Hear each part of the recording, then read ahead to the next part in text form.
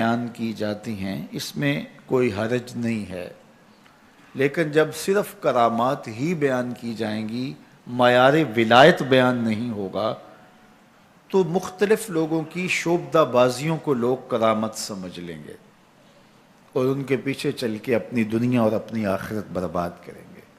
اس لیے ہمیں اس بات کا پورا ادراک ہونا چاہیے کہ ولی کسے کہتے ہیں، اور اس معیار پر ہم کسی کو دیکھیں۔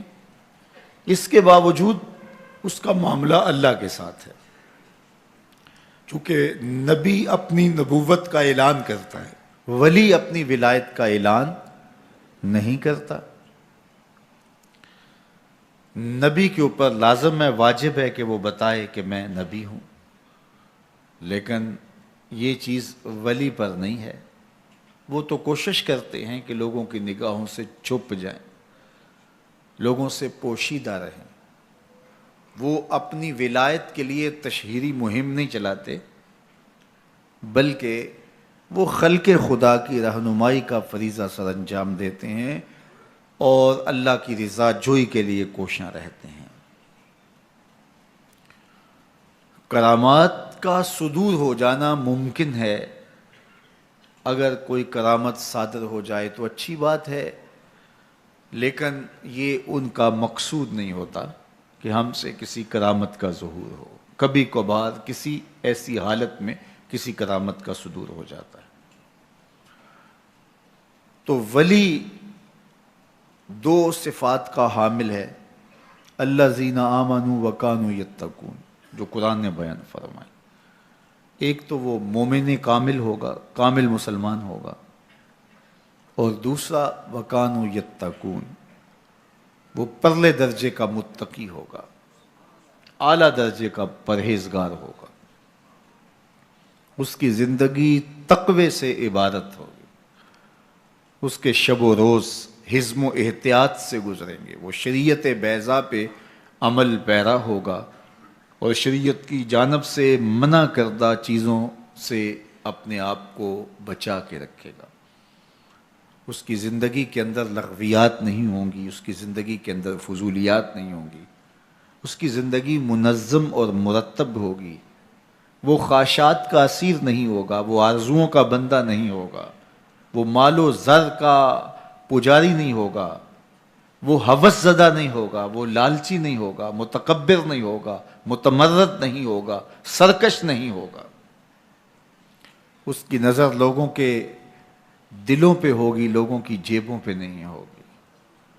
وہ خواہشات کی دنیا کا باسی نہیں ہوگا، بلکہ وہ اللہ کے قرب کا متلاشی ہوگا، اور قرب کی جو منزل اسے میسر ہے اس سے وہ آگے جانا چاہے گا۔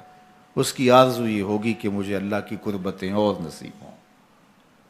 ہر لحظہ نیا طور نئی برق تجلی، اللہ کرے مرحلہ شوق نہ ہوتا ہے۔ وہ آگے بڑھتا رہے گا، آگے بڑھتا رہے گا۔ اس کی آرزو یہ ہوگی کہ مجھے اللہ کا جتنا قرب نصیب ہو جائے وہی میرے لیے غنیمت ہے، اور وہی اس کی زندگی کا مطمع نظر ہے، اس کی زندگی کا سرور، اس کے باطن کا جمال بس اسی میں ہے کہ اسے اللہ کی قربتیں حاصل ہوں اور وہ رضا الہی کے لیے کوشاں ہوگا۔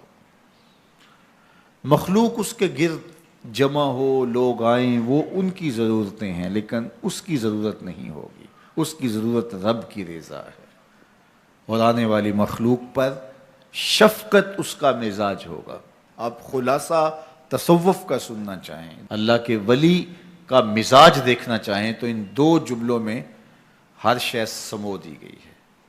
التعظیم لامر اللہ والشفقۃ علی خلق اللہ، اللہ تعالیٰ جل شانہ کے احکام کی تعظیم، اللہ تعالیٰ کے جانب سے جو حکم بندے کے اوپر عائد ہوتے ہیں ان کی تکریم اور ان کی تعظیم کرنا، یعنی ان کو بجا لانا تعظیم و تکریم کے ساتھ۔